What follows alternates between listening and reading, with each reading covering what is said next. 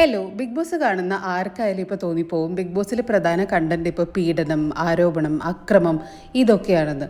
ശരിക്കും പറഞ്ഞാൽ good touch എന്നാണ്, ബാഡ് ടച്ച് എന്നാണ്, ഇതുപോലെ ഒരു പ്രോപ്പർ സെക്ഷൽ എഡ്യൂക്കേഷൻ ക്ലാസ്സോട് കൊടുത്തിട്ട് വിടണമായിരുന്നു ഈ കണ്ടസ്റ്റൻസിനെ ബിഗ് ബോസ് ഹൗസിനകത്തോട്ട് എന്ന് എനിക്ക് തോന്നിയിട്ടുണ്ട്. എനിക്ക് മാത്രമല്ല പലർക്കും ഇപ്പോൾ അത് തോന്നുന്നുണ്ടാവുമായിരിക്കും. എൻ്റെ മാന കമ്മ്യൂണിറ്റികളെ അംഗീകരിക്കുന്നതിൽ ബിഗ് ബോസിന് ശരിക്കും നമ്മുടെ സമൂഹത്തിലുള്ള റോൾ ഒരിക്കലും തള്ളിക്കളയാൻ പറ്റില്ല.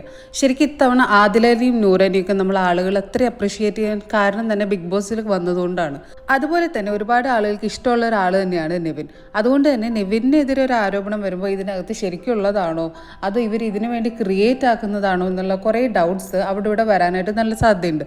സത്യം പറഞ്ഞു കഴിഞ്ഞാൽ ഡെയിലി ബിഗ് ബോസ് കണ്ട് അപ്ഡേറ്റ് തരാനോ എന്നുള്ള ഒരു ഇൻട്രസ്റ്റ് തന്നെ നമുക്ക് എല്ലാവർക്കും പോയി കാരണം അതുപോലത്തെ ഒരു ഷോ ആണ് അവർ റൺ ചെയ്തുകൊണ്ടിരിക്കുന്നത്. അപ്പം ഞാൻ മോനെയും കൊണ്ട് പുറത്ത് വന്നേക്കാം. അപ്പം എന്തായാലും ഞാൻ അവനെ പോയി ശ്രദ്ധിക്കട്ടെ, അല്ലെങ്കിൽ അവൻ ഈ കാർട്ടിലേക്ക് എല്ലാ സാധനങ്ങളും ഇട്ടിട്ട് എന്നെ കൊണ്ട് ഇതൊക്കെ ബില്ലാക്കിപ്പിക്കും. അപ്പോൾ സബ്സ്ക്രൈബ് ചെയ്യുന്ന അടുത്ത വീഡിയോ കാണുന്നതായിരിക്കും. ബൈ.